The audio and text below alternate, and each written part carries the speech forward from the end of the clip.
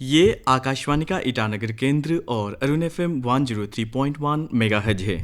प्रस्तुत है national legal services day के अवसर पर एक विशेष कार्यक्रम। इस कार्यक्रम के अंतर्गत आज हम बात करेंगे important role and functions of legal services authority एवं significance of national Lok Adalat. हर साल 9 नवंबर को पूरे भारत में नेशनल लीगल सर्विसेज डे मनाया जाता है। इस दिन को मनाने का मुख्य उद्देश्य कानूनी जागरूकता को बढ़ावा देना और सोसाइटी के marginalized and economically weaker sections को लीगल अवेयरनेस और फ्री लीगल एड प्रोवाइड करना है। तो क्या है important role and functions of legal services authority एवं significance of national Lok Adalat, इसके बारे में विस्तार से बातें शेयर करने के लिए हमारे स्टूडियो में उपस्थित हैं advocate Jaya doji, Guwahati high court Itanagar permanent bench. Advocate doji, सबसे पहले तो आपका हमारे स्टूडियो में हार्दिक स्वागत है। धन्यवाद। तो हम ये जानना चाहते हैं कि नेशनल लीगल सर्विसेज डे क्या है और इसे 9 नवंबर को क्यों मनाया जाता है? नेशनल लीगल सर्विसेज डे जो है, लीगल सर्विसेज अथॉरिटी 1987 में लीगल सर्विसेज एक्ट बनाया था। तो उस दिन में ये एक्ट में ये प्रोवाइड करता है कि जो मार्जिनलाइज सोसाइटी है, सेक्शंस है, डाउन ट्रोडन है, बैकवर्ड्स जो है लोग है, गरीब है, उनको लीगल सर्विस प्रोवाइड करता है। लीगल सर्विस मतलब जो कोर्ट केसेस होता है या उसको कुछ डॉक्यूमेंट्स बनाना है, लीगल से रिलेटेड कुछ बनाना है, तो उसके लिए ये कानून बनाया है। और 9 नवंबर को इसलिए मनाया जाता है क्योंकि 9 नवंबर 1995 में इसको नेशनल लीगल सर्विसेज एक्ट 1987 का जो एक्ट है, इसको 9 नवंबर में पूरा इंडिया में नेशन वाइड इसको लागू किया गया था। तो इसीलिए इस दिन को हम लोग लीगल सर्विस डे मनाता है। लीगल असिस्टेंट की जरूरत क्यों पड़ी? Legal services, free legal services का जरूरत इसलिए पड़ा है क्योंकि इसमें बहुत सारा रीजंस है लीगल सर्विसेज को बनाने का। जैसे कि लीगल सर्विस जो गरीब और जो डिसएडवांटेज ये है उसको जस्टिस दिलाने में काम करता है, उसको एडवोकेट प्रोवाइड करता है, उसको लीगल रिप्रेजेंट करने के लिए एडवोकेट प्रोवाइड करता है, उसको लीगल सपोर्ट देता है कि जैसे कि गरीब है तो वो एडवोकेट अफोर्ड नहीं कर सकता, एडवोकेट काफी बहुत ज्यादा होता है, तो उसके लिए वो बैरियर नहीं होना है कि लैक ऑफ मनी, मतलब उसको पैसा का कमी का कारण से उसको जस्टिस डिनाई होना है। इस तरह से नहीं होके गरीब होने से भी उसको जस्टिस मिलना है, वेनरेबल सेक्शंस को भी जस्टिस होना है बोल के इसको इसलिए जरूरी है। और दूसरा ये है कि हम लोग जो है अपना लीगल राइट का बारे में, अपना एंटाइटलमेंट का बारे में हम लोग अनअवेयर होता है। ज्यादातर जो गरीब लोग होता है, जो रूरल एरिया में रहता है, बस्ती में रहता है, उन लोग और ज्यादा इसका बारे में जानकारी नहीं होता है, कानूनी कार्रवाई का बारे में। इसलिए भी ये जरूरी है कि फ्री लीगल एड उन लोग को प्रोवाइड करना है। और दूसरा ये है कि इंडिया का जो लॉ है बहुत कॉम्प्लेक्स है, तो इसको हम लोग समझ नहीं पाता है, कोर्ट प्रोसीजर को समझ नहीं पाता है। और हम लोग पिछड़ा जात मतलब उससे है, सेक्शन से है, तो हम लोग एडवोकेट भी अफोर्ड नहीं कर सकता है। तो कोर्ट अगर कुछ केस हो जाता है, किसी ने मेरा ऊपर केस कर लिया या मुझे किसी का ऊपर में केस करना है, एडवोकेट कैसा हायर करेगा, ये सब काफी तकलीफ होता है। तो इसके लिए भी लीगल एड जो है बहुत जरूरी है। और दूसरा ये है कि लैंग्वेज बैरियर भी होता है इसमें। जैसे कोर्ट में जो बात करता है, इंग्लिश में बात करता है, तो हम लोग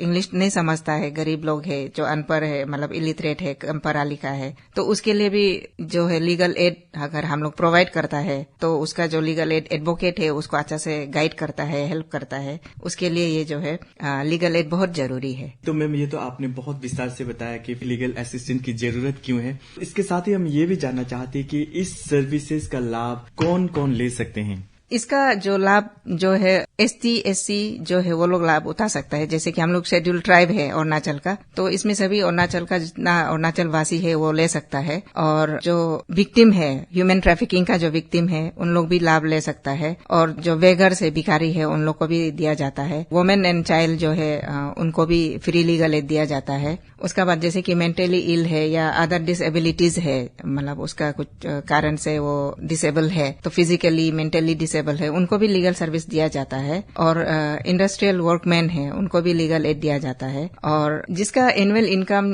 जो इन जनरल कैटेगरी में जिसका annual income more than 1 lakh होता है उनको लीगल एड नहीं दिया जाता है इन जनरल कैटेगरी में। और जो लोग जेल में है, जो कस्टडी में है, पुलिस कस्टडी हो या जुडिशियल कस्टडी हो, उन लोगों को भी लीगल एड दिया जाता है इरेस्पेक्टिव ऑफ देयर ट्राइब या कास्ट जो भी है, वो जनरल हो या जो भी हो, जो जुडिशियल कस्टडी है उनको लीगल एड प्रोवाइड किया जाता है। इसका लाभ उठाने के लिए कैसे और कहाँ अप्लाई करना चाहिए? लीगल एड को अप्लाई करने के लिए लीगल सर्विसेज अथॉरिटी होता है, स्टेट लीगल सर्विसेज अथॉरिटी होता है और डिस्ट्रिक्ट लीगल सर्विसेज अथॉरिटी होता है, तो उसमें भी अप्लाई कर सकता है। एक फॉर्म दिया जाता है लीगल सर्विसेज का, तो वो फॉर्म को फिलअप करना होता है और कुछ डॉक्यूमेंट्स दिया जाता है, जैसे कि एसटी सर्टिफिकेट हो गया, फोटोग्राफ्स हो गया, कुछ इस तरह से दिया जाता है। तो उसमें कुछ एडवोकेट या उसमें पैरालीगल वॉलंटियर्स अवेलेबल होगा, तो वो लोग हेल्प करता है इसमें कि कैसे अप्रोच करना है, क्या केस के लिए अप्रोच करना है और कौन सा कोर्ट में आपका केस बनेगा नहीं बनेगा, वो सारा चीज उसमें डिस्कस होता है। लीगल सर्विसेज का लीगल एड क्लिनिक होता है उसमें। अभी आपने लीगल एड क्लिनिक कहा, तो हम जानना चाहते कि ये लीगल एड क्लिनिक क्या है? लीगल एड क्लिनिक जो है एक्चुअली ये भी एक ऑफिस है जिसको हम लोग लीगल एड क्लिनिक बोलता है। ये एक जैसे कि हम लोग का मेडिकल डॉक्टर लोग का एक क्लिनिक होता है, इस तरह से ये भी लीगल एड क्लिनिक हम लोग बोलता है इसको। ये लीगल एड ऑफिस है एक्चुअली।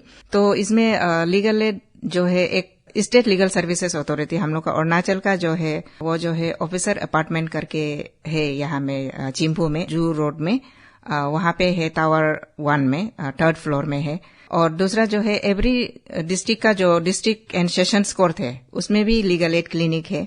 और जहां में डिस्ट्रिक्ट एंड सेशन कोर्ट नहीं है, जैसे जुडिशियल मजिस्ट्रेट फर्स्ट क्लास हो गया, चीफ जुडिशियल मजिस्ट्रेट हो गया, तो वहां में भी लीगल एड क्लिनिक अवेलेबल है। तो जिसको लीगल एड का जरूरत है, कुछ भी चीज के लिए लीगल एड उसको चाहिए, तो वो कोर्ट में जा सकता है और जाके पूछ सकता है कि यहाँ कहाँ पे लीगल एड क्लिनिक है, तो कोई भी एडवोकेट बता देगा उसको। तो मैम हम आपसे ये जानना चाहते हैं कि टाइप्स ऑफ लीगल सर्विसेज क्या क्या हैं? लीगल सर्विस में हम लोग बहुत तरह का सर्विस देता है, जैसे कि उसको लॉफुल एडवाइस करता है। कोई अगर काउंसलिंग के लिए आता है तो हम लोग उसको काउंसलिंग भी करता है।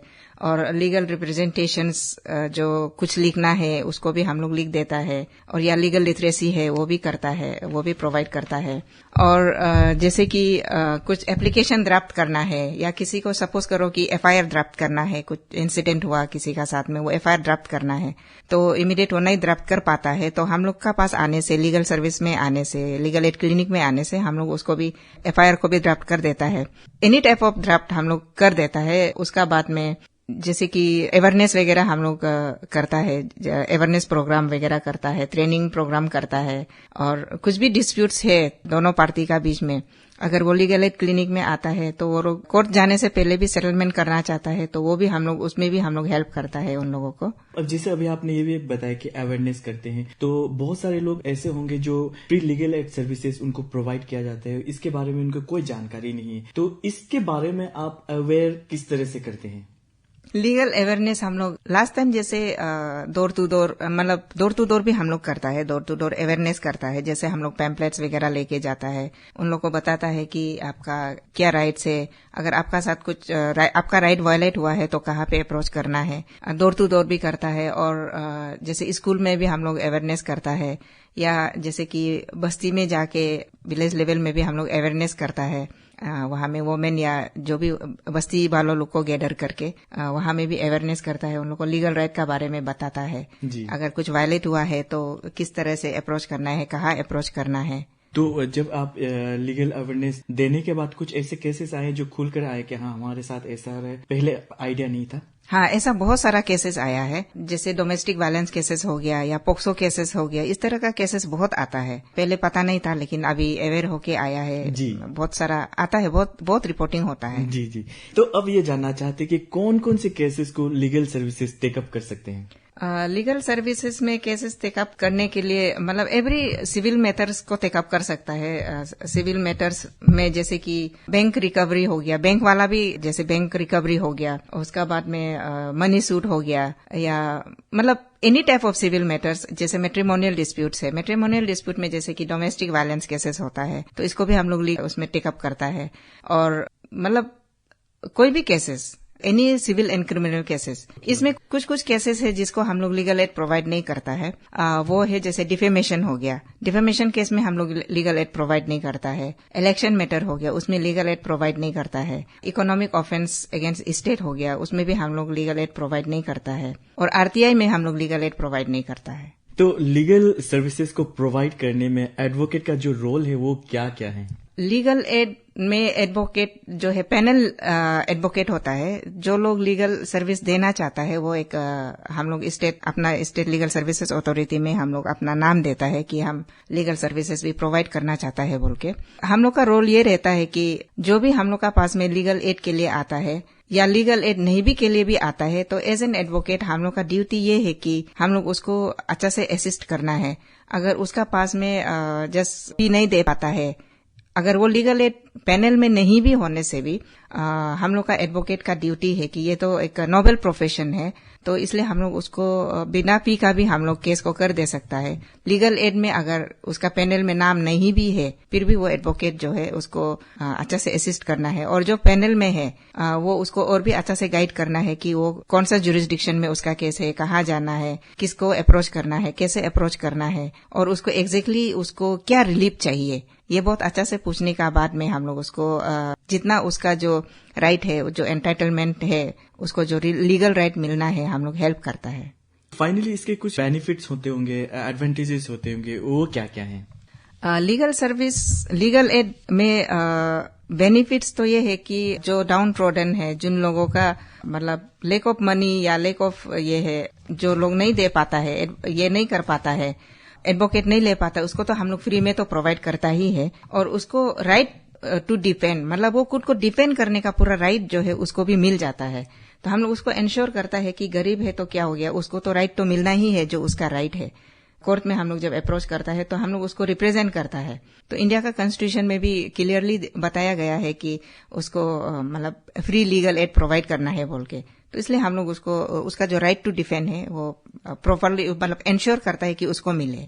जैसे अभी आपने कहा कि इसके बेनिफिट्स क्या क्या हैं, एडवांटेजेस क्या क्या हैं, तो लेकिन बावजूद इसके कुछ आपको ये फ्री सर्विसेज प्रोवाइड करने में कुछ चैलेंजेस या कुछ डिफिकल्टीज तो आती होंगी? हाँ, चैलेंजेस तो बहुत आता है। चैलेंजेस एक तो ये है कि हम लोग जब लीगल एड में जब हम लोग काम करता है तो कभी कभी ये होता है कि लैक ऑफ फंड नहीं है करके भी कभी कभी डिफिकल्टीज होता है। जैसे हम लोग रूरल एरिया में हम लोग को विजिट करना है, तो जैसे कि अभी हम लोग कैपिटल में बैठा हुआ है, तो कैपिटल का अंदर में तो चलो हो जाता है कि मतलब इजी टू एक्सेस है, कहीं भी आने जाने के लिए गाड़ी भी अवेलेबल मिलता है। लेकिन रूरल एरिया में जाने के लिए हम लोग को काफी प्रॉब्लम होता है। कभी कभी गाड़ी नहीं होता है हम लोग का खुद का पास, या मतलब रास्ता इतना खराब होता है कि हम लोग जा नहीं पाता है। तो अवेयरनेस वगैरह के लिए भी हम लोग वहां जा नहीं पाता है। एक तो ये भी है, और मतलब वहां दूर जाने के लिए फंड भी ज्यादा चाहिए होते हैं। कभी कभी फंड इनफ नहीं होता है, तो हम लोग नहीं भी जा पाता है।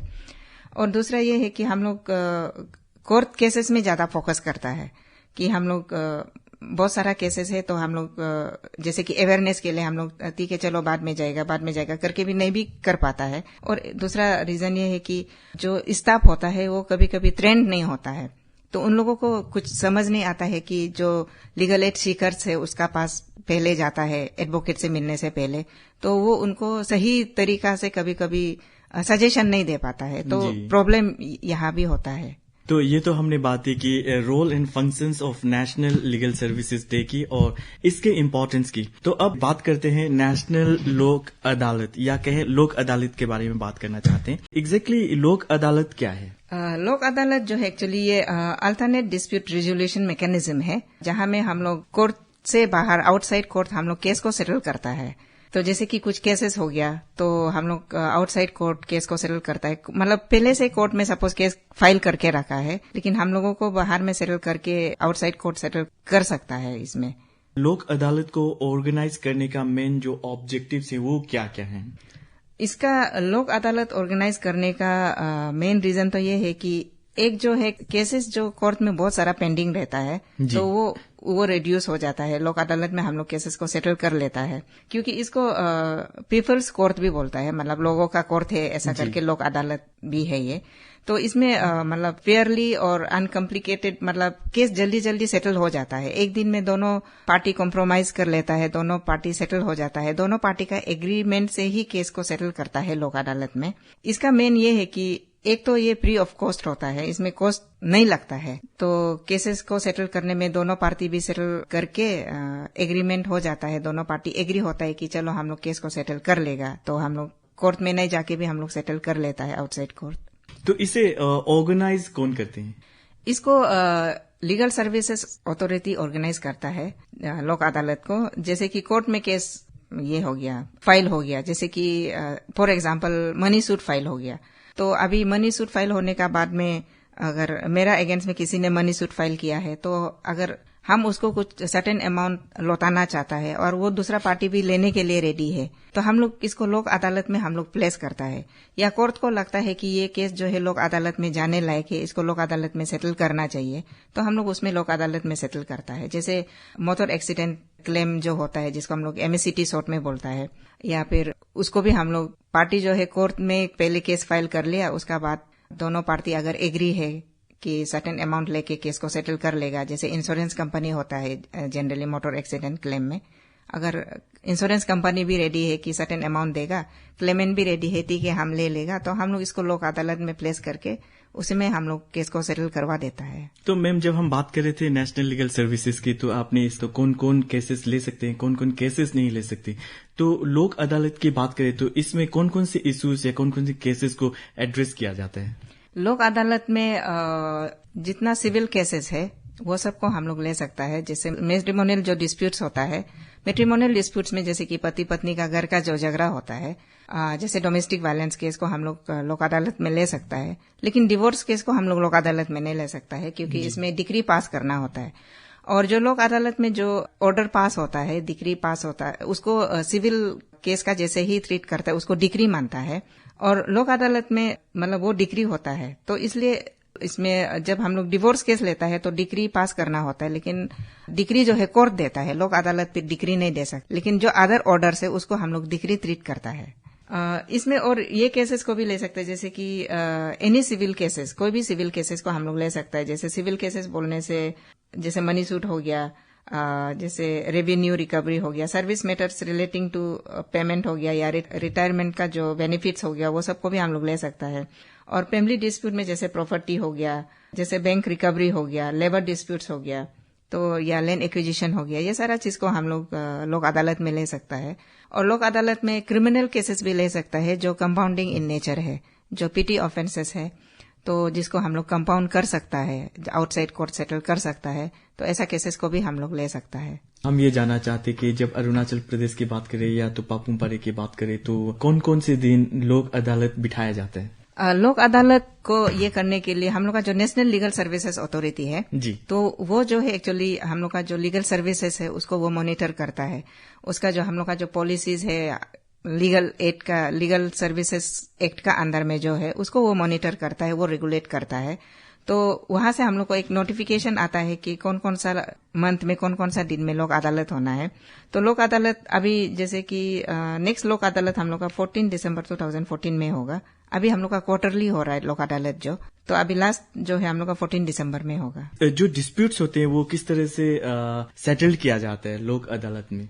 लोक अदालत में केसेस को सेटल करने के लिए जैसे हम लोग पहले भी हम बता चुका है कि केसेस ऑलरेडी अगर कोर्ट में है, अगर कोर्ट को भी लगता है कि ये लोक अदालत में सेटल करने के लिए लायक है, तो कोर्ट भी उसको रिफर करता है लोक अदालत के लिए, या दोनों पार्टी भी एग्री है तो कोर्ट में हम लोग बता देता है कि इसको हम लोग लोक अदालत में सेटल करेगा, तो हम लोग लोक अदालत में केस को हम लोग प्लेस कर देता है।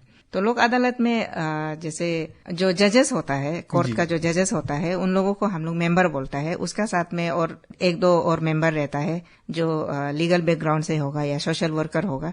तो जनरली हम लोग एडवोकेट को मेंबर बनाता है, जजेस का साथ मेंबर बैठता है, तो वो दोनों पार्टी को सुनता है। तो सुनने का बाद में मतलब काउंसलिंग टाइप से ही होता है ये, दोनों पार्टी को काउंसलिंग करेगा, दोनों अगर एग्री है तो उस एग्रीमेंट में ऑर्डर पास करता है। दोनों का अगर डिसएग्रीमेंट है, कोई भी पार्टी अगर लोक अदालत में केस को सेटल नहीं करता है, करना नहीं चाहता है, या दोनों का बीच में डिसएग्रीमेंट होता है, तो हम लोग उसको कोर्ट में केस को वापस भेज देता है। जी, तो इसके भी कुछ एडवांटेजेस या डिसएडवांटेजेस होंगे, वो क्या क्या हैं?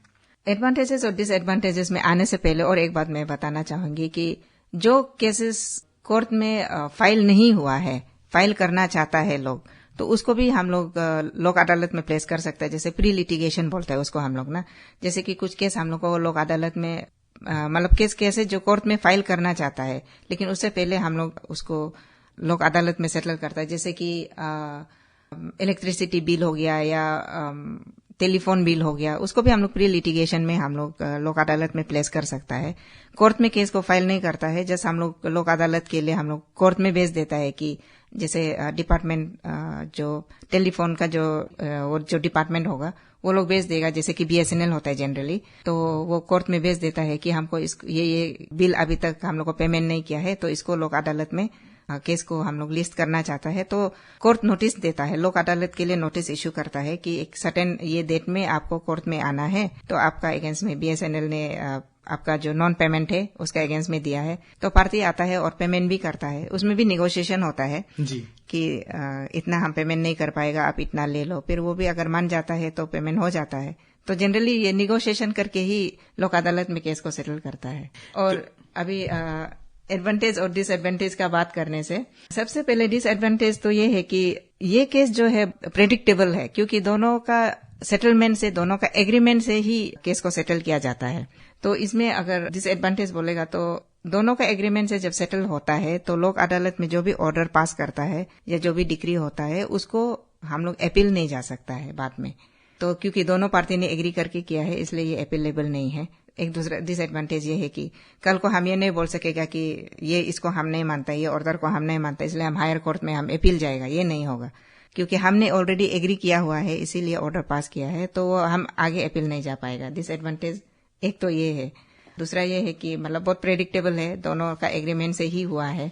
और कभी कभी ये भी होता है कि लॉयर लोग भी हेजिटेट करता है लोक अदालत में रिप्रेजेंट करने के लिए, क्योंकि ये कोर्ट नहीं है, इसलिए वो लोग कभी कभी लॉयर्स लोग भी नहीं आना चाहता है, तो कभी केस सेटल नहीं भी हो पाता है। उस समय पार्टी रेडी होता है तो हम लोग बिना एडवोकेट का भी केस को सेटल कर देता है, एडवोकेट नहीं आने से भी। आपने एडवांटेजेस एंड डिसएडवांटेजेस के बारे में बताया, तो इसके बावजूद हम ये जानना चाहते हैं कि सिग्निफिकेंस ऑफ लोक अदालत क्या है।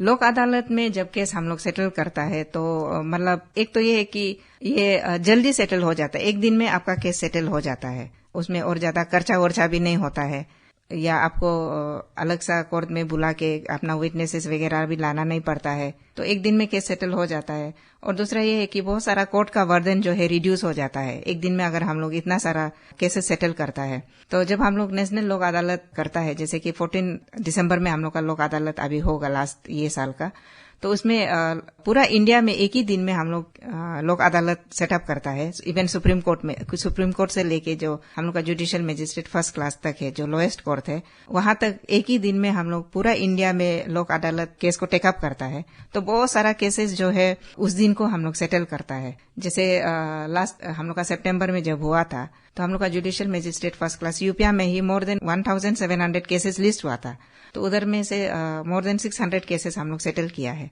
तो ये बहुत बड़ा कोर्ट के लिए, कोर्ट का बर्डन को बहुत ज्यादा रिड्यूस करता है। और जो पार्टीज है उन लोगों को भी बार बार कोर्ट आना नहीं पड़ता है, उन लोग का टाइम भी बच जाता है, पैसा भी बच जाता है, मतलब टाइम सेविंग, मनी सेविंग, सब कुछ सेविंग हो जाता है लोक अदालत में एक दिन में केस सेटल होने से। जी ma'am, national legal services day के अवसर पर आप हमारे सुनने वालों को क्या संदेश देना चाहेंगे? जो अपना जो लीगल सर्विस जो है, जिन लोगों को अगर कुछ केस करना है या जिन लोगों ने कुछ केस कर लिया है या किसी कारणवश कुछ केस में फंसा हुआ है, तो वो लोग भी लीगल सर्विसेज का ये लाभ ले सकता है। लीगल एड क्लिनिक में आके भी ले सकता है। अपना राइट को जानना, अपना लीगल राइट को जानना बहुत जरूरी है, तो उसके लिए भी अगर आके भी ऐसे भी ये कर सकता है, डिस्कस कर सकता है। लीगल से रिलेटेड कुछ भी जानकारी चाहिए तो आप लोग लीगल एड क्लिनिक में आ सकता है, स्टेट लीगल सर्विसेज में जा सकता है, डिस्ट्रिक्ट लीगल सर्विसेज में आ सकता है और जानकारी ले सकता है। लीगल सर्विसेज जो पहले बता चुका है कहाँ कहाँ में होगा, एवरी कोर्ट में आपको लीगल सर्विसेज मिलेगा। इवन हाई कोर्ट में भी आपको लीगल सर्विसेज मिलेगा, high court legal services committee है, वहां पर भी लीगल सर्विसेज का मिलेगा। अगर कुछ भी डिस्प्यूट्स होता है, लीगल डिस्प्यूट्स होता है, तो आप लोग बिना झिझक के, बिना हेजिटेशंस के आप लोग आके काउंसलिंग कर सकता है, जानकारी ले सकता है। तो मैम, आप हमारे स्टूडियो में आइए और role and functions of national legal services day and its importance के बारे में इतनी सारी ज्ञानवर्धक जानकारियां दी, इसके लिए आपका बहुत बहुत धन्यवाद। धन्यवाद। ये आकाशवाणी का ईटानगर केंद्र और अरुण FM 103.1 मेगाहर्ट्ज है। अभी आप सुन रहे थे नेशनल लीगल सर्विसेज डे के अवसर पर एक विशेष कार्यक्रम। इस कार्यक्रम के अंतर्गत आप सुन रहे थे important role and functions of legal services authority एवं significance of national Lok Adalat. इसके बारे में विस्तार से बातें शेयर करने के लिए हमारे स्टूडियो में उपस्थित थी advocate Jaya doji, Guwahati high court Itanagar permanent bench. हम आशा करते हैं कि आपको ये कार्यक्रम पसंद आया होगा। हमें उम्मीद है कि आप हमारे एक्सपर्ट द्वारा बताए गए बातों पर ध्यान जरूर देंगे और ज़रूरत पड़ने पर district legal services authority Papum Pare द्वारा दी गई सारी सुविधाओं का लाभ उठाएंगे और दूसरों को भी सचेत एवं अवेयर कराएंगे। हम फिर हाजिर होंगे ऐसे ही महत्वपूर्ण और ज्ञानवर्धक जानकारियों को लेकर। तब तक के लिए दीजिए इजाजत। नमस्कार।